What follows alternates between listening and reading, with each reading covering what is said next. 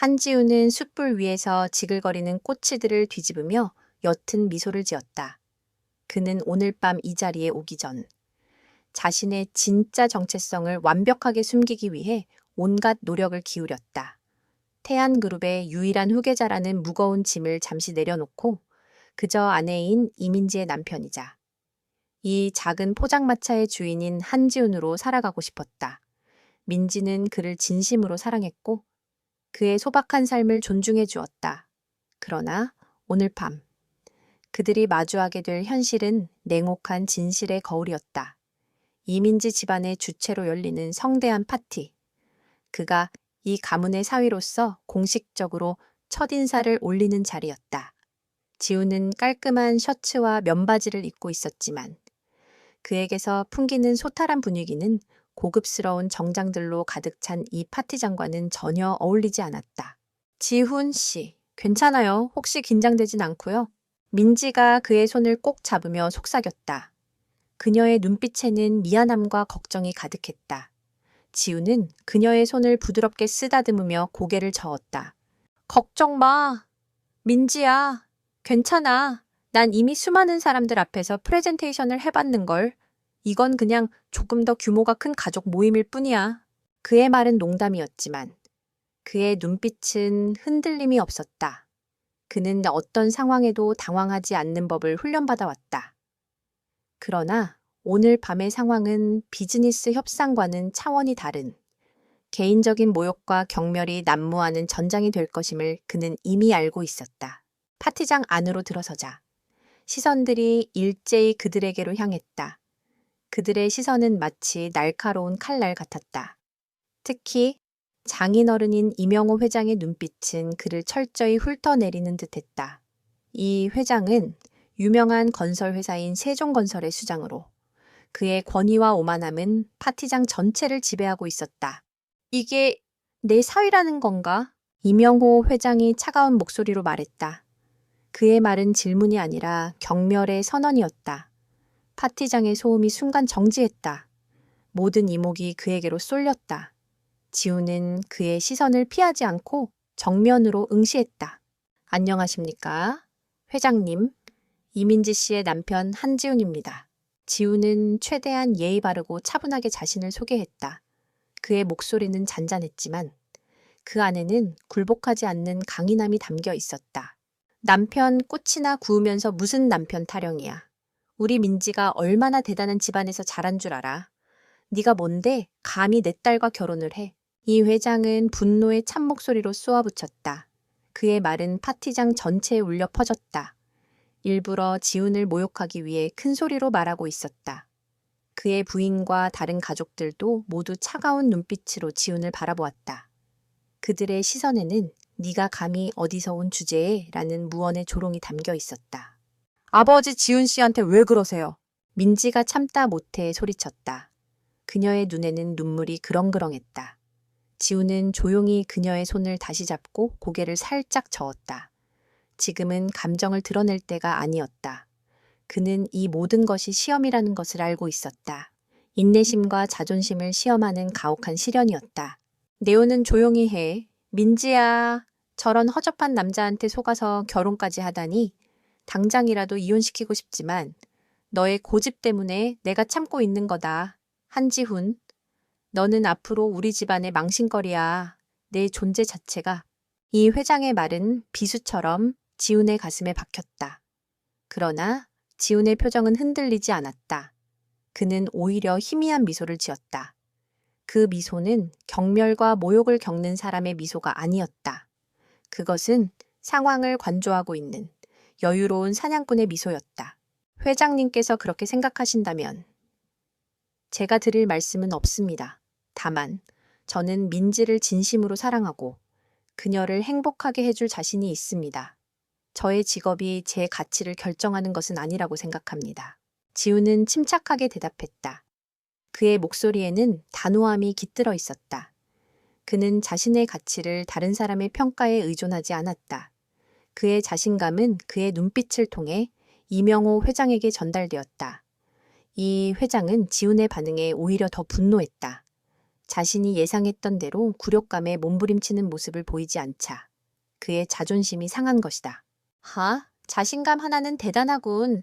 좋아. 그렇다면 증명해봐. 네가 정말 우리 민지를 행복하게 해줄 수 있는지, 그리고 네가 이 집안에 어울리는 사람이라는 것을. 하지만 나는 네가 그럴 능력이 없다고 확신한다. 이 회장은 으르렁거렸다. 그는 지훈을 완전히 짓밟아버리고 싶었다. 지훈이 결혼을 승낙받기 위해 무릎이라도 꿇을 줄 알았지만 그는 전혀 그럴 기미를 보이지 않았다. 오히려 당당했다. 이 회장은 지훈의 이 알 수 없는 태도에 혼란스러움을 느꼈다. 그때 이 회장의 비서인 김 실장이 다가왔다. 그는 지훈의 정체를 몰랐지만 지훈이 예전에 태안그룹과 관련된 중요한 프로젝트를 진행할 때 잠깐 마주친 적이 있었다. 그는 지훈의 얼굴을 보자마자 순간적으로 얼어붙었다. 그는 지훈이 단순한 꽃이 장수가 아니라는 것을 직감적으로 알고 있었다. 그러나 이 회장 앞에서 감히 자신의 생각을 드러낼 수 없었다. 김 실장은 조용히 이 회장에게 다가가 귓속말을 했다. 이 회장은 그의 말에 잠시 멈칫하더니 다시 지훈을 노려보았다. 그래, 김 실장 말대로라면 너에게는 한 달이라는 시간을 주지. 한 달 안에 네가 우리 민지를 행복하게 해줄 수 있다는 것을 증명해 보여라. 만약 실패한다면 너는 이 자리에서 이혼 서류에 서명하게 될 것이다. 이 계약에는 위약금이 포함되어 있지 않다는 것을 명심해라. 이 회장은 마치 거대한 거래를 제안하는 것처럼 말했다. 그의 눈빛은 승리에 대한 확신으로 빛나고 있었다. 그는 이미 지훈이 이 게임에서 질 것이라고 확신하고 있었다. 한 달 안에 꽃이 장수가 대체 뭘 할 수 있단 말인가. 지훈은 그 말을 듣고 조용히 미소 지었다. 그것은 패배자의 미소가 아니었다. 그것은 오히려 게임의 판이 드디어 자신에게 유리하게 돌아오고 있다는 것을 아는 노련한 도박꾼의 미소였다. 좋습니다. 회장님, 한 달이죠. 약속 지키겠습니다. 그리고 그때 가서 저의 가치를 다시 평가해 주십시오. 제가 아니라 당신이 틀렸다는 것을. 지훈은 담담하게 대답했다. 그의 말에는 도전적인 기운이 실려 있었다. 이명호 회장은 지훈의 대답에 어이가 없다는 듯 헛웃음을 터뜨렸다.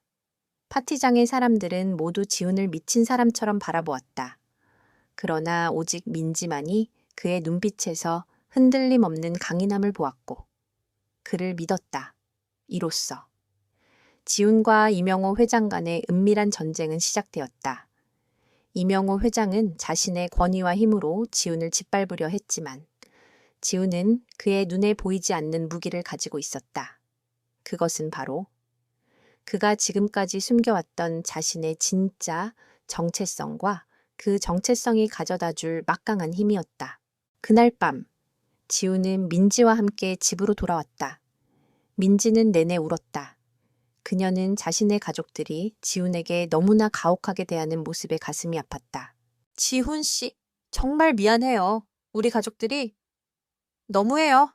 괜찮아. 민지야, 나는 괜찮아. 네가 내 옆에 있어주면 돼. 그리고 그들이 나를 평가절하 하는 것은 그들의 문제지. 나의 문제가 아니야. 지훈은 그녀를 품에 안고 다독였다. 그의 품은 따뜻했고 그의 말은 그녀에게 큰 위로가 되었다. 그녀는 그의 품에 안겨 마음껏 울었다. 지훈은 그녀의 머리를 쓰다듬으며 조용히 생각했다. 이명호 회장, 당신이 나를 시험하고 싶어 좋다. 그렇다면 당신의 눈에 보이지 않는 진정한 힘이 무엇인지 보여주겠다. 이 게임의 승자는 결국 내가 될 테니까. 그들의 결혼은 이제 단순한 사랑의 결실이 아니었다. 그것은 지훈의 인내심과 지혜, 그리고 이명호 회장의 오만과 탐욕이 충돌하는 거대한 서막이었다. 파티장에서의 수치스러운 대면 이후 한지훈의 삶은 겉으로 보기에 변한 것이 없었다. 그는 여전히 낮에는 꼬치 트럭을 운영하며 사람들과 소박하게 어울렸고 밤에는 아내 민지와 함께 소소한 행복을 즐겼다. 그러나 보이지 않는 곳에서 거대한 폭풍이 서서히 그를 향해 다가오고 있었다. 이명호 회장은 지훈의 오만함과 평온함에 분노하며 그를 완전히 멸망시킬 계획을 세웠다. 그의 자존심에 상처를 입힌 대가를 반드시 치르게 하겠다는 굳은 결심이었다. 이 회장은 자신의 서재에 앉아 지훈의 신상 정보가 담긴 파일을 뚫어지라 응시했다. 한지훈, 1989년생. 부모님은 10년 전 불의의 사고로 사망, 그 후 평범하게 살아왔고 현재는 꼬치 트럭을 운영 중, 특이사항 없음. 그는 파일을 책상에 내던지며 코웃음을 쳤다. 이게 전부라고 태양그룹의 후계자 말도 안 되는 소리. 김 실장. 며칠 전 자네가 했던 말은 뭐였지? 김 실장은 식은땀을 흘리며 조심스럽게 말했다. 회장님, 그분과 태안그룹의 관계가 분명히 있습니다. 몇 년 전 태안그룹이 극비리에 진행했던 K 프로젝트의 총괄 책임자가 바로 한지훈 씨였습니다. 저는 당시 제안서를 전달하는 과정에서 잠시 얼굴을 뵌 적이 있습니다. 이 회장은 믿을 수 없다는 듯 인상을 찌푸렸다. 그게 말이 돼 태안그룹이 어떤 곳인데 그런 중요한 프로젝트를 평범한 꼬치 장수에게 맡긴다고 자네가 사람을 잘못 본 거겠지. 아니면 그 녀석이 어디서 주워들은 정보로 우리를 속이려는 건가? 아닙니다. 회장님, 제가 직접 확인했습니다. 그는 당시 한지훈이라는 가명으로 활동했지만 그의 능력을 아는 사람들은 그를 그림자라고 불렀습니다. 그는 놀라운 통찰력과 추진력을 가지고 있었습니다. 그리고 김 실장은 잠시 말을 멈췄다. 그리고 그는 그 프로젝트를 단독으로 성공시켰습니다. 태안그룹의 차기 회장 후보로 거론된다는 소문도 있었습니다. 이 회장은 김 실장의 말을 들으면서도 지훈을 꼬치 장수 이상으로 보지 않았다. 그에게 지훈의 현재 모습이 그의 모든 것이었다. 그는 김 실장의 말을 허무맹랑한 소문으로 치부하며 자신의 계획을 실행에 옮기기로 했다. 쓸데없는 소리 집어치우고 내 계획대로 진행하게. 먼저 민지에게 이혼을 종용할 사람들을 붙여 친척이든 친구든 민지에게 계속해서 지훈과의 결혼이 얼마나 잘못된 선택인지 주입시켜 민지가 흔들릴 때까지, 그리고 한지훈에게는 직접적인 압박을 가하게 꼬치 트럭 영업 허가를 취소시키고 트럭이 있는 장소 주변에 시끄러운 공사를 시작해 그가 돈 한 푼 벌 수 없도록 만들어. 그리고 혹시라도 그가 다른 일자리를 구한다면 내가 미리 손을 써서 그가 일할 곳을 없애버릴 걸세. 그에게 세상의 모든 문을 닫아버려. 이 회장의 눈은 차갑게 빛났다. 그는 지훈을 마치 숨조차 쉬지 못하게 하는 덫에 가두려는 듯했다. 그는 자신의 권력과 돈으로 한 사람의 삶을 송두리째 흔들 수 있다고 믿었다. 며칠 후 지훈은 자신의 꽃이 트럭 앞에 놓인 영업 정지 통지서를 발견했다. 이유는 불법 노점상이라는 허술한 명분이었다. 그는 자신이 합법적인 허가를 받았다는 것을 알고 있었지만 공무원들은 그에게 계속해서 다른 핑계를 댔다. 동시에 트럭 주변에는 갑자기 소음이 심한 공사가 시작되었다. 드릴 소리와 굴착기 소리는 손님들을 쫓아냈고 지훈은 더 이상 장사를 할 수 없게 되었다. 이 모든 일련의 사태들이 우연이 아니라는 것을 지훈은 직감적으로 알았다. 이 회장의 손길이 닿은 것이 분명했다. 그러나 그는 분노하거나 좌절하지 않았다. 대신 그는 오히려 흥미롭다는 표정을 지었다. 이제 시작이군. 그는 꼬치 트럭을 조용히 접고 다른 계획을 세우기 시작했다. 그는 가장 먼저 이명호 회장과 세종건설에 대한 정보를 수집하기 시작했다. 그는 태안그룹의 비공식적인 정보망을 이용했다. 그의 정보망은 정부, 금융, 심지어 국제적인 사업가들까지 뻗어 있었다. 일반적인 사람들이 상상할 수 없는 깊이와 넓이의 정보망이었다. 지훈은 며칠 만에 세종건설의 모든 재무 상태와 사업 진행 상황, 그리고 이명호 회장의 개인적인 투자 내역까지 파악할 수 있었다. 그는 놀라운 사실을 발견했다. 세종건설이 겉으로는 튼튼한 회사처럼 보였지만 속으로는 거대한 빚더미에 앉아 있었다. 이명호 회장은 회사의 자금을 개인적으로 유용하여 무리한 투자를 감행했고 그 투자들은 대부분 실패로 끝났다. 특히 최근에 추진하고 있는 오션시티 개발 프로젝트는 그의 모든 것을 건 도박이었다. 오션시티.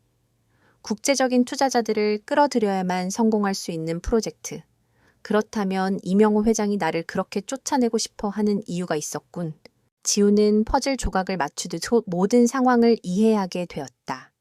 이 회장은 자신의 사업이 망할 위기에 처하자 사위가 태안그룹의 후계자일지도 모른다는 소문에 불안해하며 그가 자신의 약점을 알아낼까 두려워했던 것이다.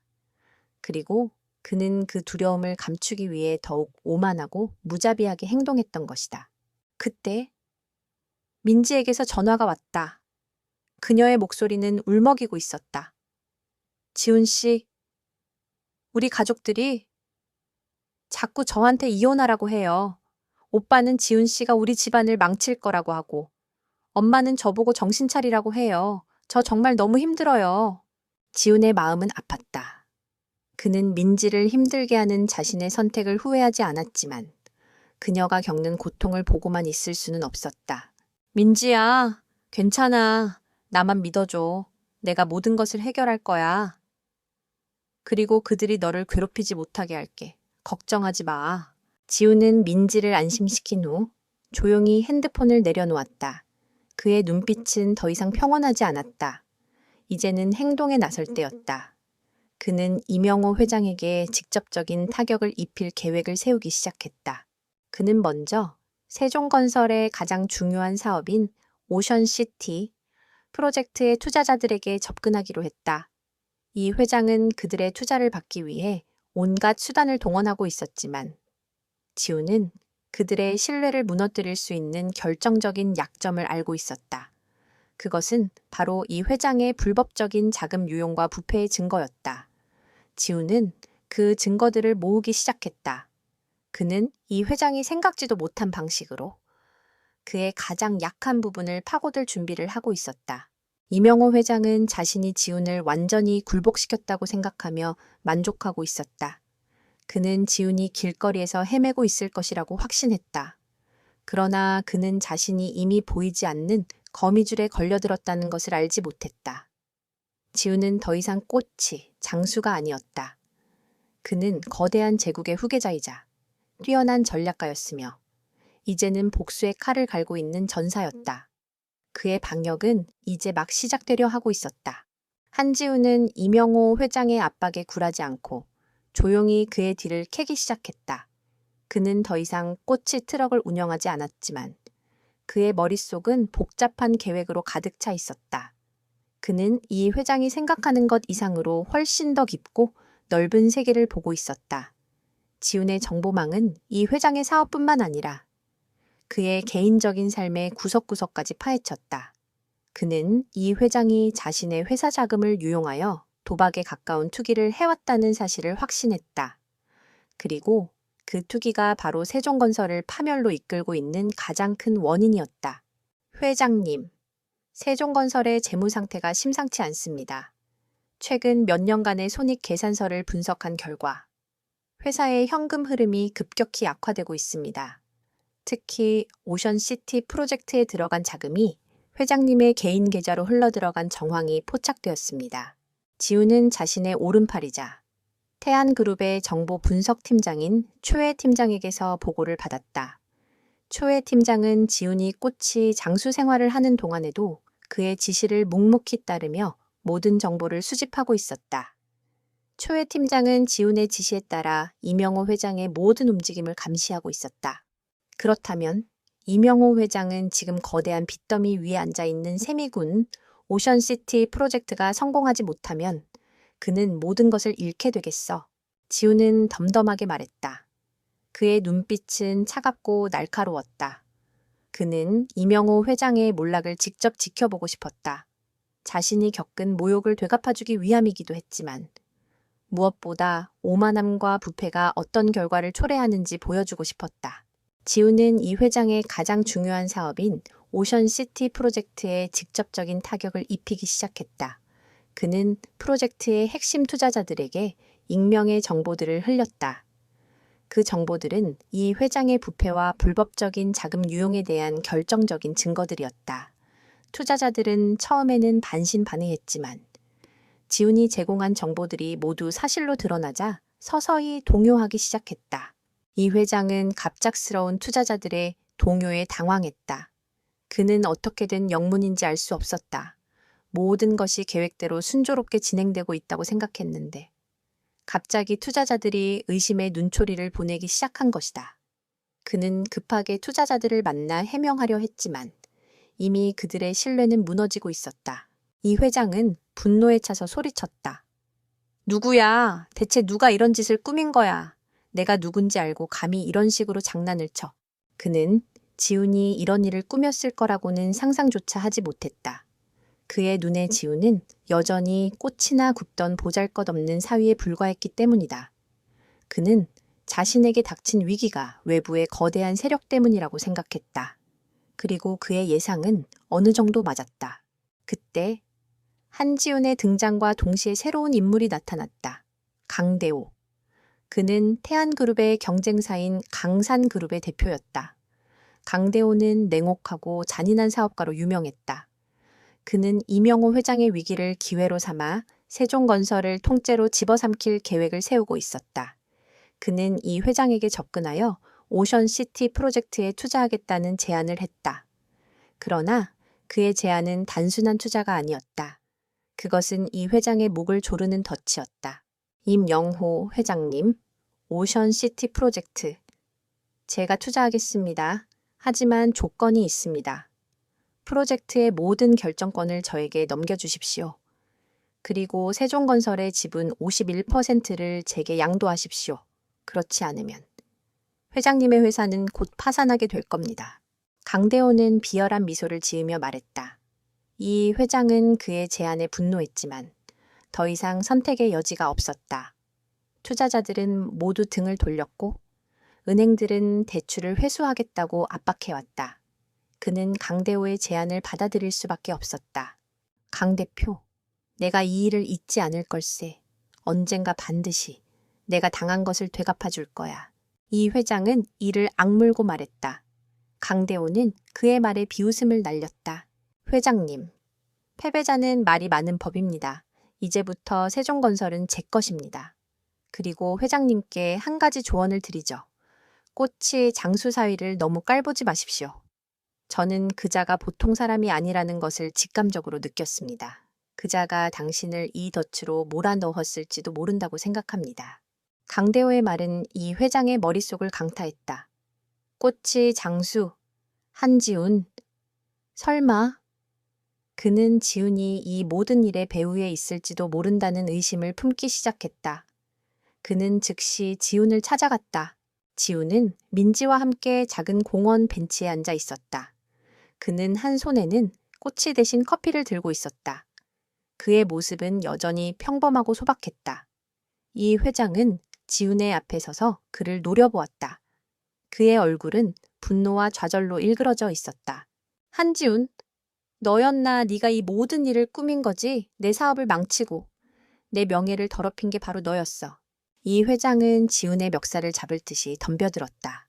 하지만 지훈은 전혀 동요하지 않고 그의 손을 부드럽게 밀어냈다. 회장님, 제가 무슨 말씀을 드렸습니까? 저는 그저 당신이 저를 평가절하하는 것을 지켜보았을 뿐입니다.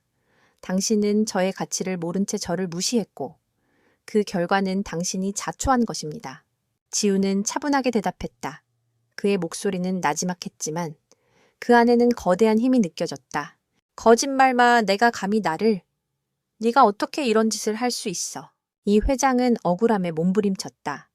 그는 지훈이 자신의 사업에 어떤 식으로 타격을 입혔는지 정확히 알지 못했지만 모든 것이 지훈 때문이라는 것을 직감적으로 알고 있었다. 저는 아무것도 하지 않았습니다. 그저 진실을 알렸을 뿐이죠.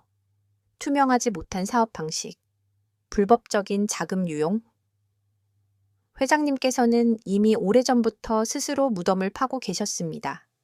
저는 그저 그 무덤에 흙을 덮어드린 것뿐입니다.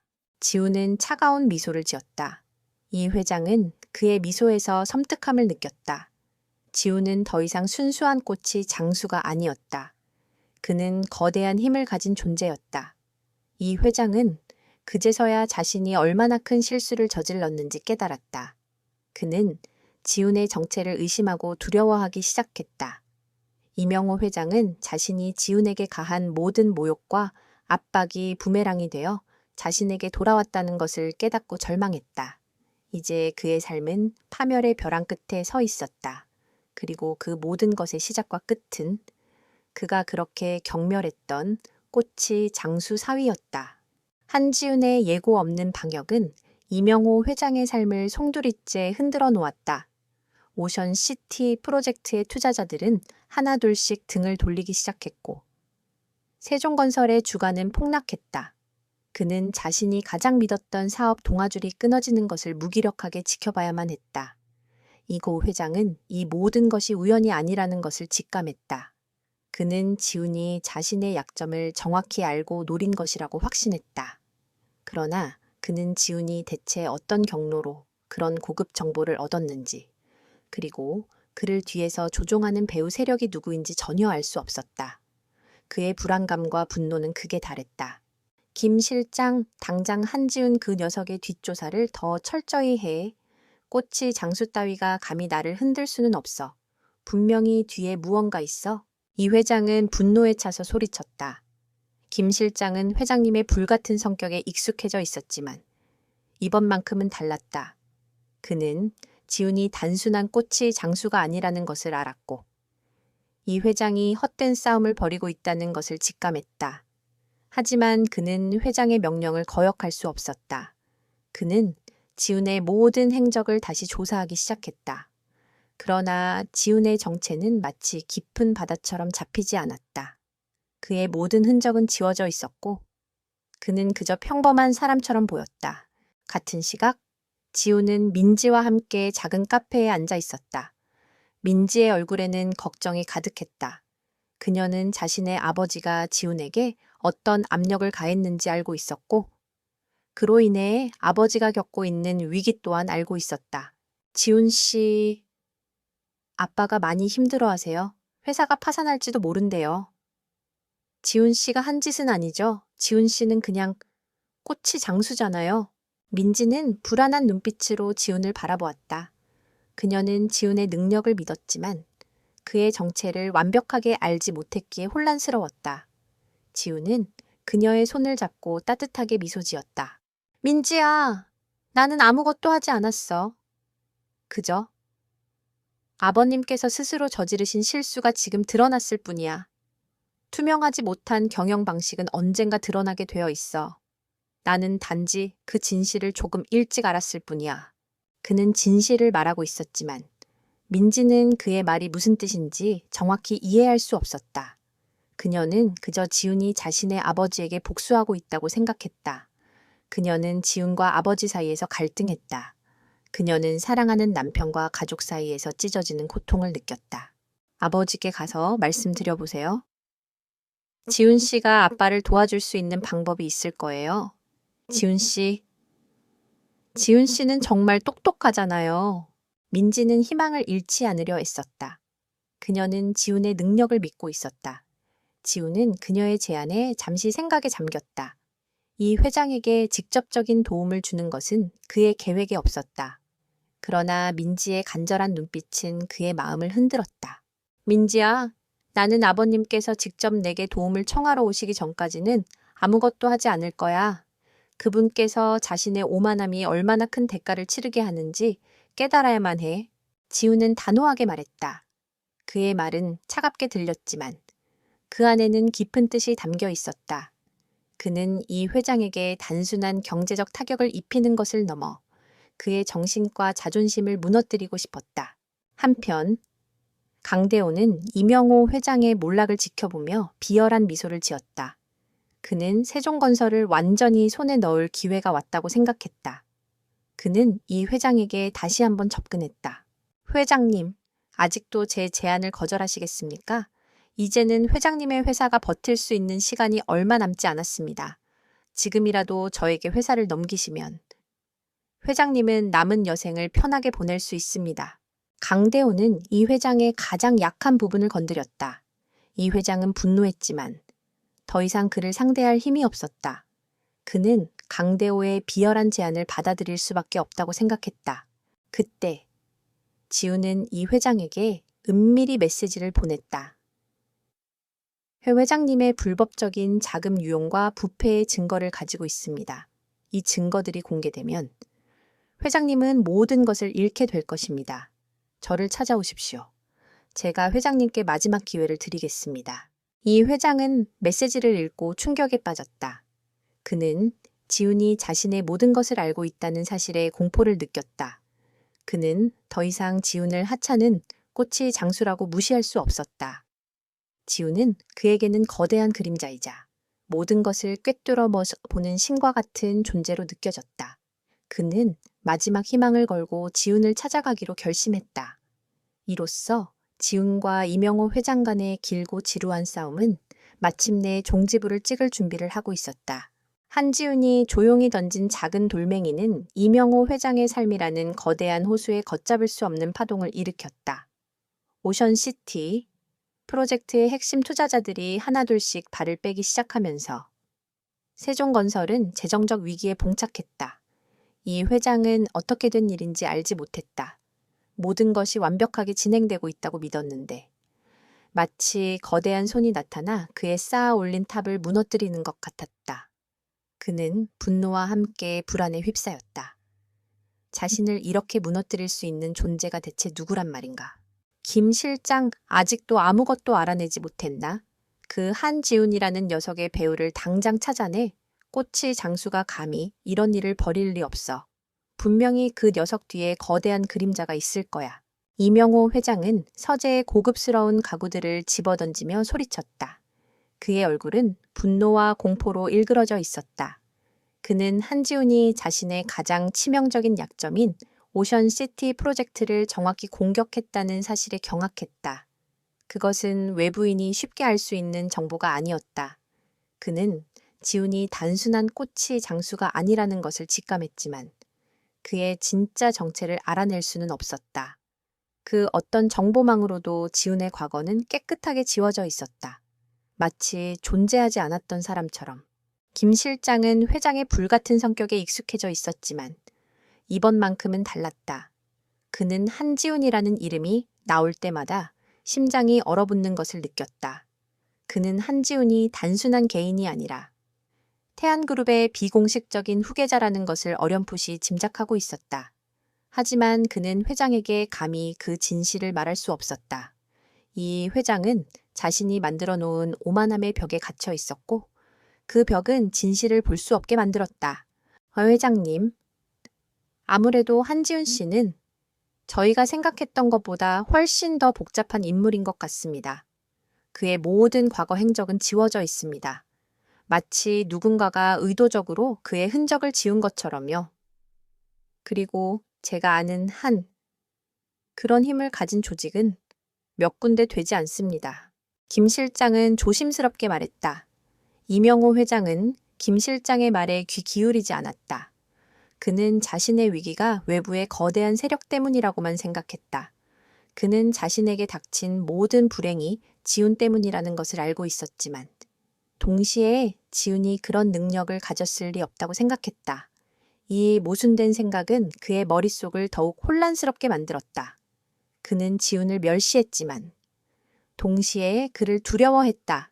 같은 시각, 한지훈은 민지와 함께 작은 공원의 벤치에 앉아 있었다.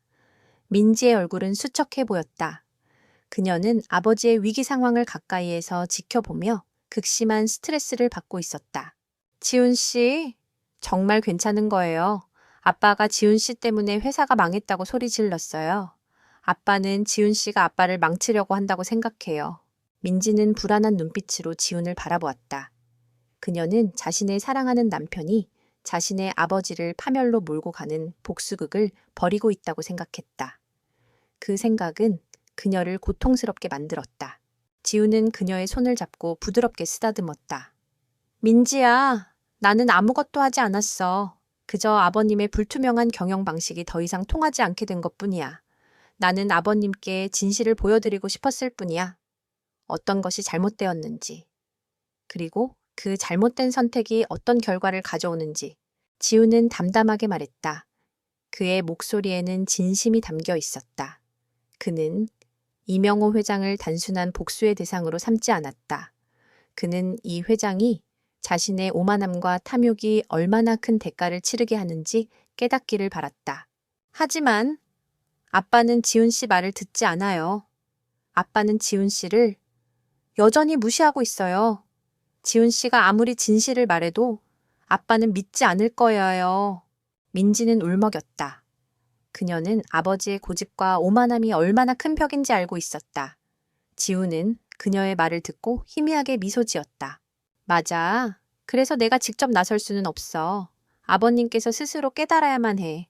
자신의 힘으로 해결할 수 없는 문제에 부딪히고 모든 것을 잃을 위기에 처했을 때 그때서야 비로소 진실이 보이는 법이니까.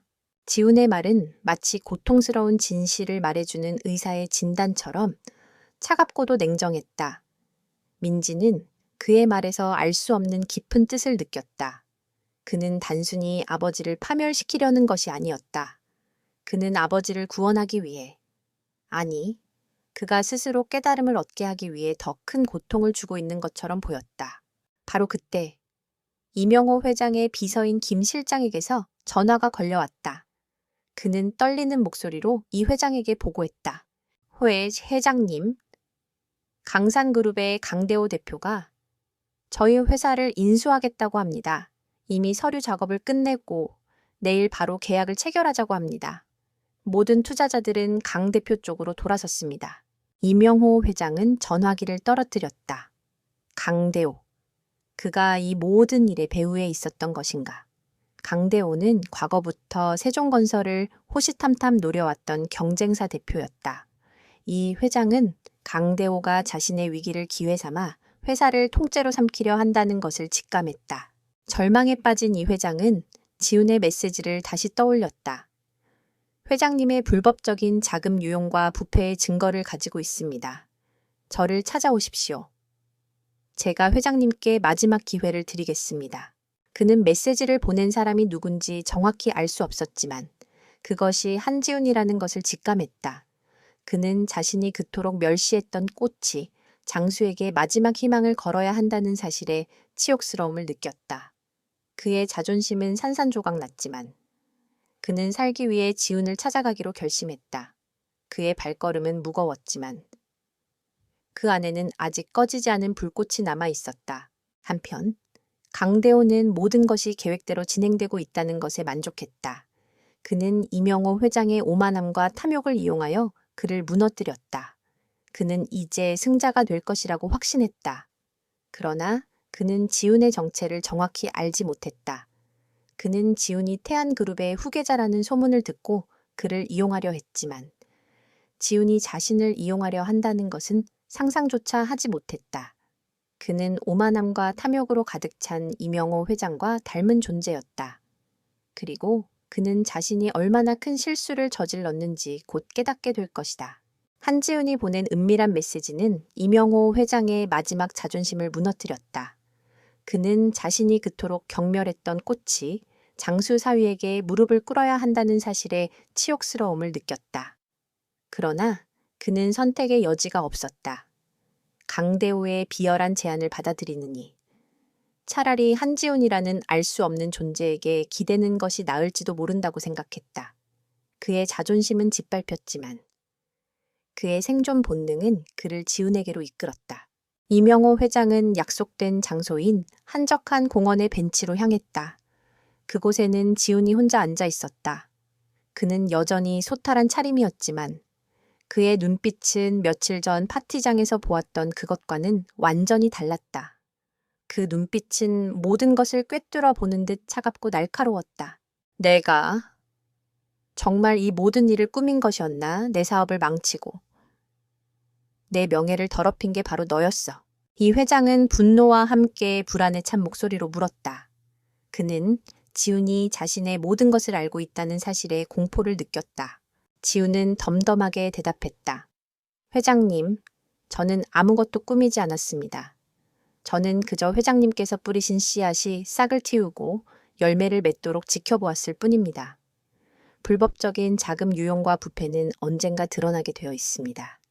저는 단지 그 시기를 조금 앞당겼을 뿐입니다. 지우는 이 회장의 눈을 똑바로 바라보며 말했다. 그의 목소리에는 흔들림이 없었다. 그는 이명호 회장의 얼굴에서 오만함이 사라지고 그 자리를 공포와 절망이 채운 것을 보았다. 그래, 네가 나보다 더 큰 힘을 가졌다는 것을 인정하겠다. 하지만 네가 정말 나를 도울 수 있는가? 강대호 그 자는 내 모든 것을 빼앗으려 하고 있어. 나에게는 더 이상 남은 것이 없어. 이 회장은 절망의 찬 목소리로 말했다. 그의 목소리에는 과거의 오만함은 온데간데 없고 오직 패배자의 씁쓸함만이 남아 있었다. 강대호. 그는 자신을 너무 과대평가하고 있습니다. 그는 자신이 회장님을 파멸로 이끌었다고 생각하겠지만 그는 그저 저의 계획에 이용당했을 뿐입니다. 그는 태안그룹의 경쟁사 대표지만 저에게는 그저 하찮은 존재에 불과합니다. 지훈의 말은 이명호 회장의 머릿속을 강타했다.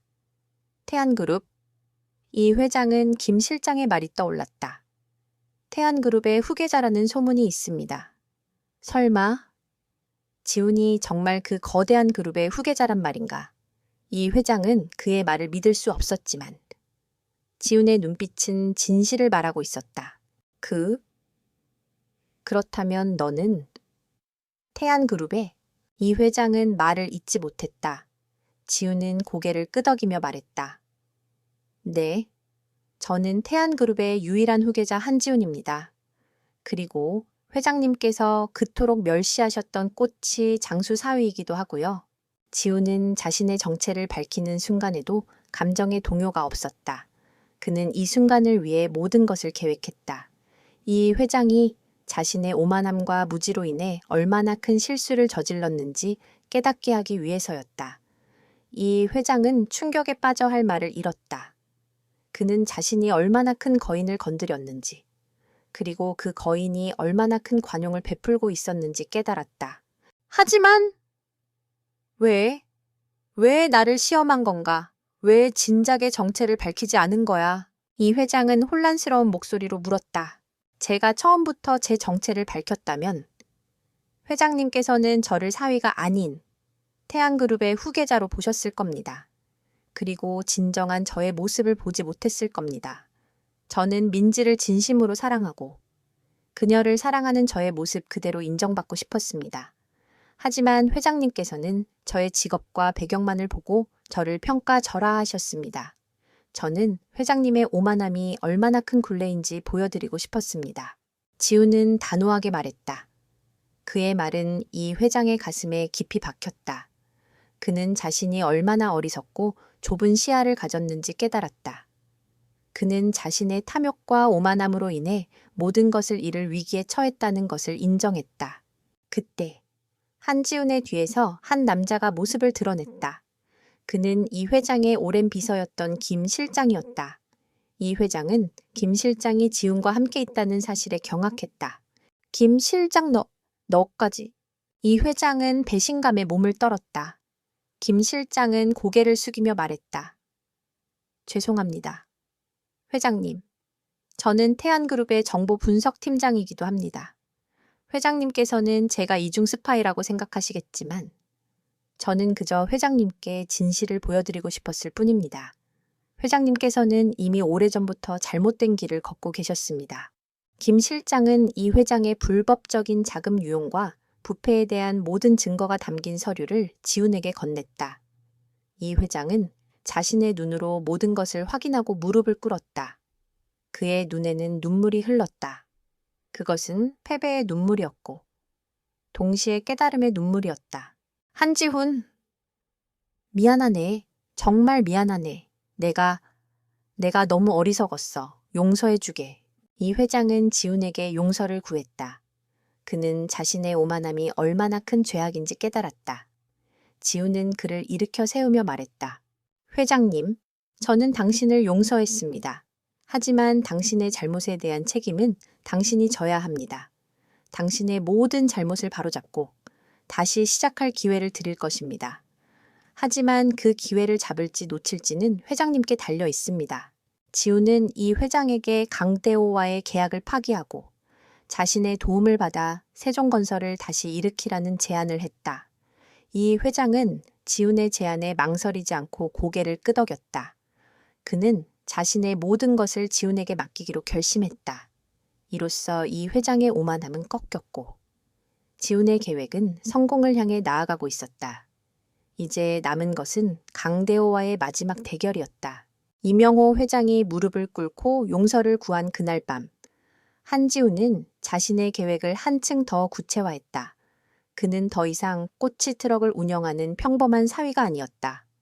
그는 태안그룹의 유일한 후계자로서 자신의 능력을 완벽하게 발휘하기 시작했다. 이 회장의 불법적인 행위를 증명하는 서류들은 이미 지훈의 손에 들어왔고 그는 이 증거들을 강대호를 무너뜨리기 위한 결정적인 카드로 사용하기로 했다. 지훈은 세종건설의 파산 절차를 늦추는 한편 이 회장에게 강대호와의 계약을 파기할 것을 지시했다. 이 회장은 지훈의 말에 토를 달지 않았다. 그의 눈에는 더 이상 과거의 오만함이 남아있지 않았다. 그 자리는 지훈에 대한 경외심과 자신에 대한 뼈저린 후회로 채워져 있었다. 그는 지훈이 자신을 구원할 유일한 존재라는 것을 깨달았다. 회 회장님, 내일 강대호 대표를 만나십시오. 그리고 당신의 제안을 단호히 거절하십시오. 그는 당신을 무시하고 조롱할 것입니다. 하지만 흔들리지 마십시오. 제가 당신 뒤에 있다는 것을 명심하십시오. 지훈은 이 회장에게 마지막 조언을 건넸다. 이 회장은 고개를 끄덕이며 지훈의 말에 따르기로 했다. 그는 자신이 이전에 지훈에게 했던 모든 모욕적인 말을 떠올리며 그를 향한 미안함과 고마움에 눈물을 흘렸다. 다음 날 아침, 이명호 회장은 강대호 대표와 마지막 대면을 위해 그의 사무실로 향했다. 강대호는 승리에 도취되어 있었다. 그는 자신이 세종건설을 통째로 집어삼키고 이명호 회장을 완전히 굴복시켰다고 생각했다. 그는 이 회장을 조롱하고 비웃을 준비가 되어 있었다. 이명호 회장님, 늦으셨군요. 하지만 괜찮습니다. 제가 당신을 기다려줄 시간이 충분하니까요. 이제 계약서에 서명만 하시면 됩니다. 그러면 당신의 길고 고통스러웠던 삶은 끝날 겁니다. 강대호는 비열한 미소를 지으며 말했다. 그의 사무실에는 이미 강상그룹의 변호사들과 핵심 임원들이 모여 있었다. 모두 승리의 순간을 축하하기 위해 모여든 사람들이었다. 하지만 이 회장은 과거와 달랐다. 그는 강대호의 비웃음에 흔들리지 않았다. 그는 지훈의 말을 떠올리며 단호한 표정을 지었다. 강 대표, 나는 당신의 제안을 거절합니다. 나는 당신의 비열한 함정에 걸려들지 않을 것입니다. 이 회장의 말에 강대호는 물론 그의 임원들도 모두 놀란 표정을 지었다. 그들은 이 회장이 이미 모든 것을 잃었다고 생각했다. 그런데 그가 감히 자신들의 제안을 거절하다니. 하 이명호 회장, 정신이 나갔군. 당신이 지금 무슨 말을 하는지 알고 있나? 당신의 회사는 이미 끝났어. 당신에게는 더 이상 선택의 여지가 이제 없어.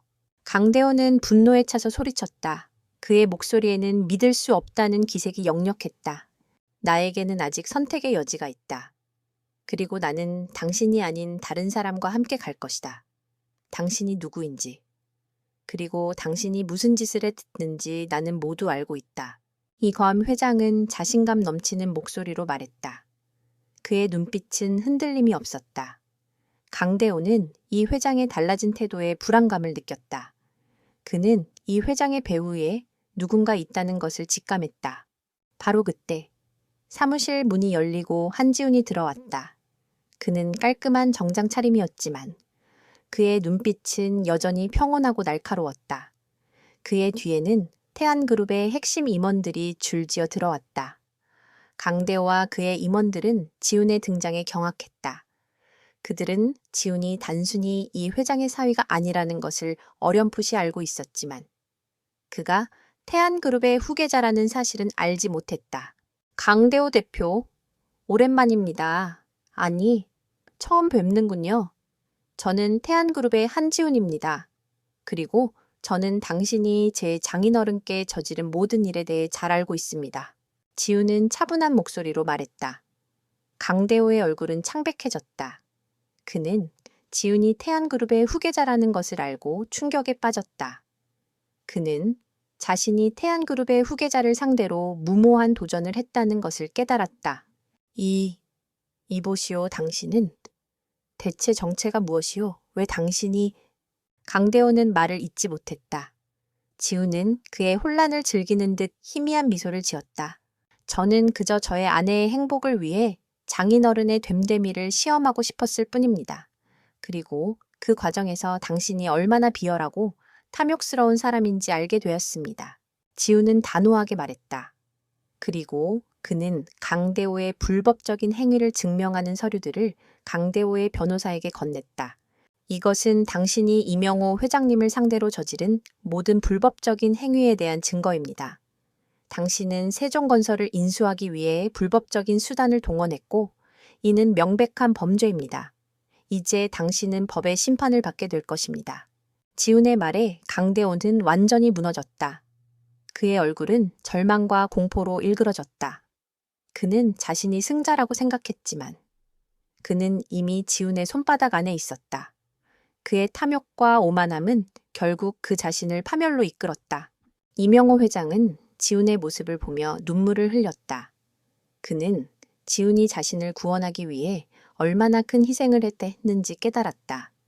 그는 지훈이 자신의 오만함을 꺾고 자신을 다시 올바른 길로 인도해 주었다는 것을 알았다. 이로써 이명호 회장의 오만함과 강대호의 탐욕은 꺾였고 지훈의 정의는 승리했다. 강대호는 지훈이 내민 서류 뭉치를 보고 완전히 무너졌다. 그의 얼굴은 공포와 경악으로 물들었다. 그는 자신이 이명호 회장을 파멸로 몰아넣기 위해 사용했던 모든 불법적인 수단들이 지훈의 손에 들어갔다는 사실에 전율했다. 그것은 단순한 증거가 아니었다. 그것은 그의 모든 것을 한순간에 무너뜨릴 수 있는 폭탄이었다. 강대호는 무릎을 꿇고 지훈에게 애원하기 시작했다. 그의 오만함은 온데간데 없고 그 자리에는 비참함과 절망만이 남아 있었다. 한지훈, 아니, 태안그룹의 후계자님, 잘못했습니다. 제가 잘못했습니다. 제발 한 번만 용서해 주십시오. 제가 가진 모든 것을 드리겠습니다. 세종건설을 포기하겠습니다. 회장님께 손해배상을 하겠습니다. 제발. 강대호는 눈물을 흘리며 애원했다. 지훈은 그의 비참한 모습을 차가운 시선으로 바라보았다. 그는 강대호의 비굴함에 어떤 동정도 느끼지 않았다. 그는 강대호가 자신의 탐욕과 오만함으로 인해 스스로를 파멸시켰다는 것을 알고 있었다. 강대호 대표, 당신의 탐욕은 이미 당신의 모든 것을 파멸시켰습니다. 당신은 이명호 회장님뿐만 아니라 당신의 회사와 직원들의 미래까지 망쳤습니다. 당신의 잘못은 용서받을 수 없는 것입니다. 당신은 법의 심판을 받아야 합니다. 지훈은 단호하게 말했다. 그의 목소리에는 일말의 흔들림도 없었다. 그는 정의를 위해 강대호를 심판해야 한다고 생각했다. 그는 강대호의 불법적인 행위를 증명하는 서류들을 검찰에 넘겼다. 강대호는 체포되었고 강산그룹은 하루아침에 무너졌다. 그의 탐욕과 오만함으로 쌓아 올린 가짜 제국은 그렇게 허무하게 막을 내렸다. 이명호 회장은 강대호의 몰락을 지켜보며 눈물을 흘렸다. 그의 눈물은 기쁨의 눈물이 아니었다. 그것은 자신의 어리석음과 오만함에 대한 깊은 후회와 함께 자신을 구원해준 사위 한지훈에 대한 미안함과 고마움의 눈물이었다. 그는 지훈이 자신에게 준 모든 모욕과 경멸을 이겨내고 오히려 자신을 구원해 주었다는 사실에 감동했다. 지훈아, 정말 미안하네. 내가 너무 어리석었어. 너를 멸시하고 너의 능력을 알아보지 못했어. 내가 너에게 얼마나 큰 죄를 지었는지 이제야 깨달았네. 이 회장은 지훈의 손을 잡고 진심으로 사과했다. 지훈은 이 회장의 손을 잡고 부드럽게 미소 지었다. 회장님, 이미 용서했습니다. 저는 회장님께서 당신의 잘못을 인정하고 당신의 진정한 모습을 보여주시는 것에 만족합니다. 이제 모든 것은 끝났습니다. 회장님은 더 이상 강대호의 위협에 시달리지 않아도 됩니다. 지훈은 이 회장에게 모든 것을 바로잡고 다시 시작할 기회를 주었다. 그는 태안그룹의 재정 지원을 통해 세종건설을 다시 일으키기로 결정했다. 이 회장은 지훈의 관용에 감동했다. 그는 자신이 얼마나 좁은 시야를 가졌는지, 그리고 지훈이 얼마나 넓은 마음을 가졌는지 깨달았다. 이명호 회장은 지훈의 도움을 받아 세종건설을 다시 일으키기 위해 노력했다. 그는 과거의 오만함을 버리고 겸손하게 모든 것을 처음부터 다시 시작했다. 그는 지훈을 자신의 아들이자 진정한 동반자로 받아들였다. 한편 이 모든 상황을 지켜보던 민지는 혼란스러웠다. 그녀는 자신의 아버지를 구원해준 남편에게 고마움을 느꼈지만 동시에 그가 자신에게 모든 것을 숨겼다는 사실에 서운함을 느꼈다. 그녀는 지훈에게 다가가 조심스럽게 물었다. 지훈 씨, 당신 정말 태안그룹의 후계자였어요. 왜 나에게 말해주지 않았어요? 나는 당신이 꽃이 장수인 줄 알았는데. 민지의 목소리에는 실망과 혼란이 뒤섞여 있었다. 그녀는 지훈이 자신에게 거짓말을 했다고 생각했다. 지훈은 그녀의 손을 잡고 따뜻하게 말했다. 민지야, 나는 너에게 거짓말을 하지 않았어. 나는 여전히 너의 남편 한지훈이야. 꽃이 트럭을 운영하는 한지훈. 태안그룹의 후계자는 나의 또 다른 모습일 뿐이야. 나는 너를 만났을 때 너에게 나의 진정한 모습을 보여주고 싶었어. 나의 돈과 배경이 아닌 나의 있는 그대로의 모습을. 지훈은 그녀에게 자신의 모든 것을 솔직하게 털어놓았다. 그는 민지의 가족들이 자신의 배경을 보고 자신을 평가절하하는 것을 보며 민지 또한 자신의 배경만을 보고 자신을 사랑할까봐 두려웠다는 것을 고백했다. 민지는 지훈의 말에 눈물을 흘렸다. 그녀는 지훈이 자신에게 진정한 사랑을 확인하고 싶었다는 것을 깨달았다. 그녀는 지훈의 깊은 사랑과 진심에 감동했다. 그녀는 그를 믿고 그의 모든 것을 받아들이기로 했다. 그들의 사랑은 이제 단순한 사랑이 아니었다. 그것은 서로에 대한 깊은 신뢰와 이해로 완성된 진정한 사랑이었다. 강대호의 몰락과 이명호 회장의 진심 어린 사과 이후 한지훈의 삶은 다시금 평온을 되찾는 듯했다. 그러나 그 평온함 속에는 민지와의 관계를 다시 정립해야 하는 중요한 숙제가 남아 있었다. 민지는 지훈의 진심을 이해했지만 그가 자신에게 모든 것을 숨겼다는 사실에 여전히 혼란스러워했다. 그녀는 사랑하는 남편이 거대한 그룹의 후계자라는 사실을 받아들이기 위해 시간이 필요했다. 지훈은 민지에게 모든 것을 솔직하게 털어놓은 후 그녀가 혼자 생각할 시간을 주었다. 그는 민지가 자신에게 완전히 돌아올 때까지 기다릴 준비가 되어 있었다. 그는 민지를 사랑했고 그녀의 아픔과 혼란을 이해했다.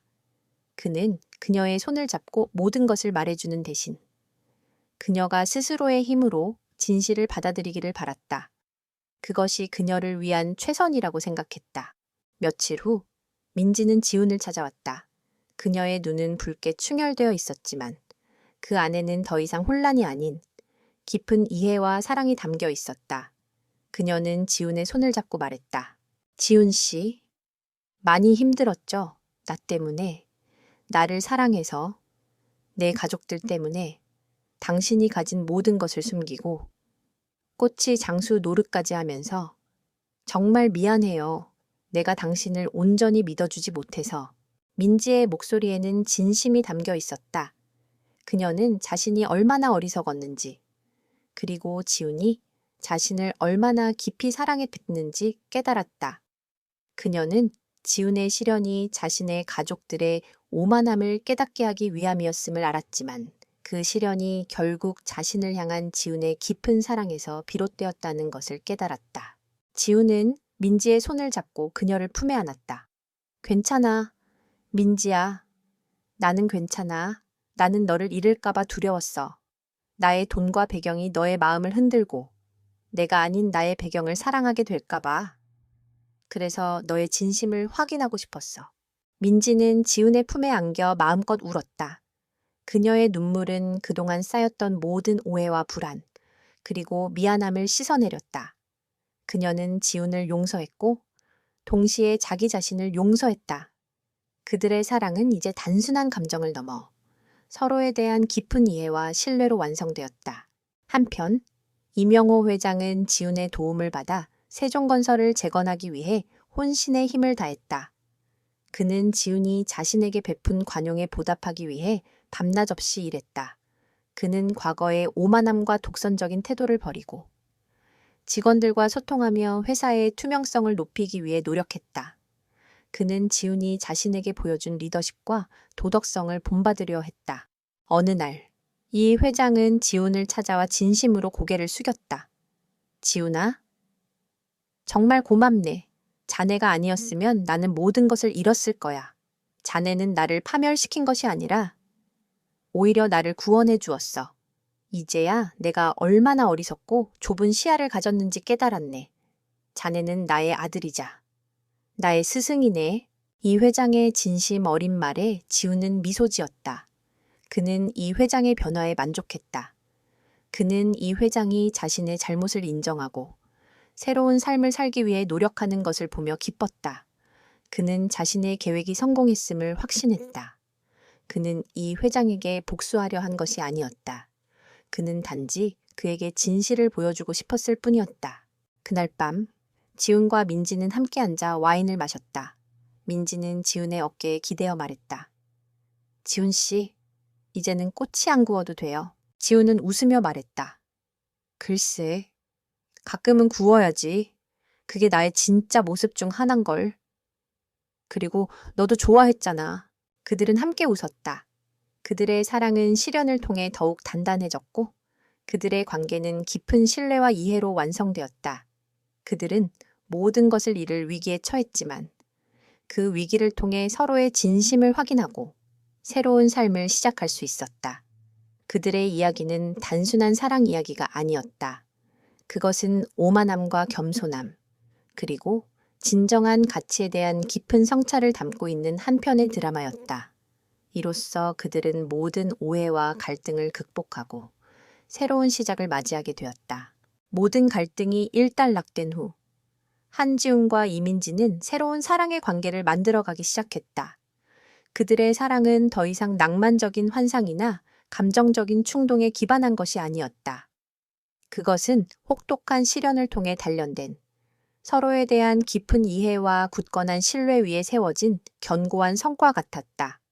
민지는 지훈의 진심을 온전히 받아들였고 그가 자신에게 모든 것을 숨긴 이유가 사랑 때문이었음을 깨달았다.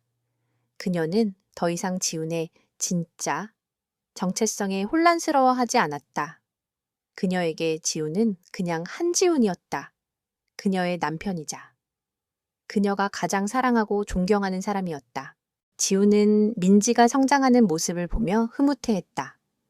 그녀는 과거의 순진하고 나약한 아가씨가 아니었다. 그녀는 자신의 가족들이 저지른 잘못을 인정하고 그 잘못을 바로잡기 위해 노력하는 강인한 여성이 되었다. 그녀는 지훈의 그림자 속에 숨는 대신 자신의 힘으로 당당하게 삶을 개척해 나가기 시작했다. 그녀는 아버지 이명호 회장이 세종건설을 재건하는 것을 돕기 위해 경영학 공부를 시작했고 지훈에게서 직접 경영에 대한 조언을 구하기도 했다. 지훈 씨, 아버지가 왜 그렇게 무리하게 사업을 확장했는지 알 것 같아요. 아버지는 그냥 더 많은 것을 가지려고 했던 것뿐이에요. 그리고 그 욕심이 아버지를 망쳤어요. 하지만 당신은 그 많은 것을 가졌는데도 왜 그렇게 소박하게 살려고 했어요? 어느 날 밤, 민지는 지훈에게 물었다. 그녀의 목소리에는 진심 어린 호기심이 담겨 있었다. 지훈은 그녀의 손을 잡고 부드럽게 말했다. 민지야, 많은 것을 가지는 것은 중요하지 않아. 중요한 것은 그 많은 것을 어떻게 사용하는가야. 그리고 나는 내가 가진 것을 나를 위해 사용하는 것보다 다른 사람을 위해 사용하는 것이 더 가치 있다고 생각했어. 그리고 나는 내가 가진 모든 것보다 너를 더 사랑했어. 지훈의 말은 민지의 가슴에 깊이 박혔다. 그녀는 지훈이 왜 꽃이 장수 노릇까지 하면서 자신을 시험에 쓰는지 비로소 완벽하게 이해했다. 그는 그녀의 진심을 확인하고 싶었던 것이 아니라 그녀가 자신의 삶에서 진정으로 가치 있는 것이 무엇인지 깨닫기를 바랐던 것이다. 이명호 회장은 지훈의 도움을 받아 세종건설을 재건하기 위해 혼신의 힘을 다했다. 그는 과거의 오만함과 독선적인 태도를 버리고 직원들과 소통하며 회사의 투명성을 높이기 위해 노력했다. 그는 지훈에게서 직접 경영에 대한 조언을 구했고, 지훈은 기꺼이 그의 스승이자 멘토가 되어주었다. 그들의 관계는 이제 장인과 사위를 넘어 서로를 존경하고 의지하는 동반자가 되었다. 한편 태안그룹의 이사들은 지훈이 이명호 회장에게 베푼 관용에 대해 의구심을 품었다. 그들은 이 회장이 지훈을 모욕하고 경멸했다는 것을 알고 있었다. 그들은 지훈이 이 회장을 완전히 파멸시킬 것이라고 예상했다. 그러나 지훈은 그들의 이명호 회장은 더 이상 과거의 오만한 독성아가 아니었다. 그의 허리는 한층 더 굽어졌고 그의 눈빛에는 겸손함과 깊은 사색의 흔적이 엿보였다. 그는 지훈의 도움을 받아 세종건설을 재건하는 데 온 힘을 쏟았다. 과거에는 자신의 권위와 탐욕만을 내세웠지만 이제는 직원들과 소통하며 회사의 투명성과 도덕성을 최우선으로 생각했다. 그는 자신이 저지른 잘못을 바로잡기 위해 노력했고 그 노력은 서서히 빛을 발하기 시작했다. 세종건설의 경영 방식이 투명해지자 지훈은 태안그룹의 비공식적인 후원자로서 세종건설의 새로운 활력을 불어넣었다. 그는 이 회장이 스스로의 힘으로 회사를 일으킬 수 있도록 조언과 지원을 아끼지 않았다.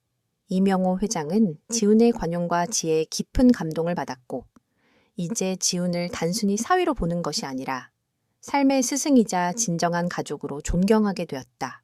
한편 민지는 자신의 성장에 놀라워했다. 그녀는 과거의 자신을 돌아보며 얼마나 많은 것을 모르고 살아왔는지 깨달았다.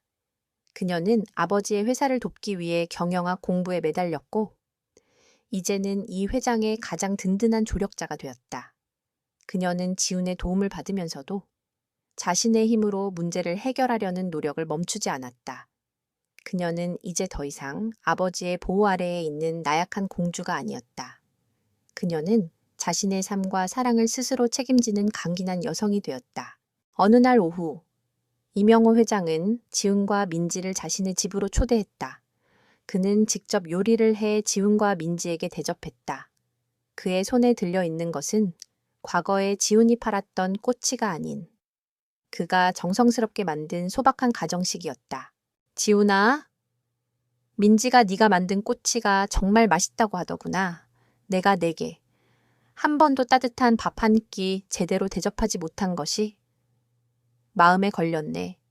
이제야 비로소 너에게 아버지가 되어주는 것 같아. 이 회장은 진심이 담긴 목소리로 말했다. 그의 눈에는 눈물이 그렁그렁했다. 지훈은 그저 말없이 웃으며 이 회장의 손을 잡았다. 그들의 관계는 이제 모든 오해와 갈등을 넘어 진정한 가족의 사랑으로 완성되었다. 그들은 서로를 용서하고 이해했으며 서로를 존경하는 법을 배웠다. 모든 것이 제자리를 찾은 후 한지훈은 태안그룹의 후계자로서 공식적인 자리로 복귀했다.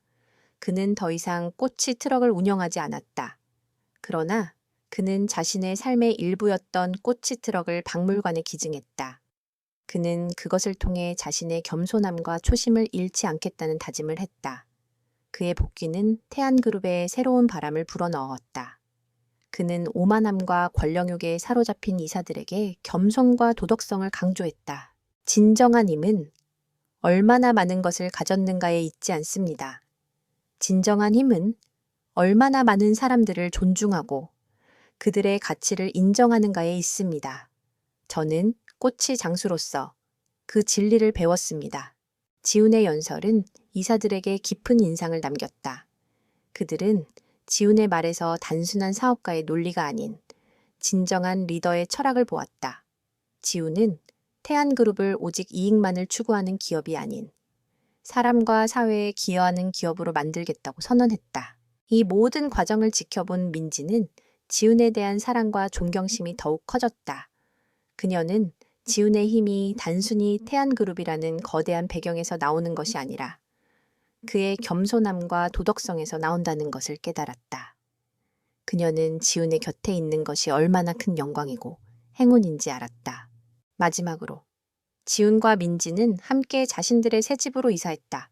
그 집은 화려하고 웅장했지만 그들의 사랑은 그 집의 크기보다 훨씬 더 넓고 깊었다.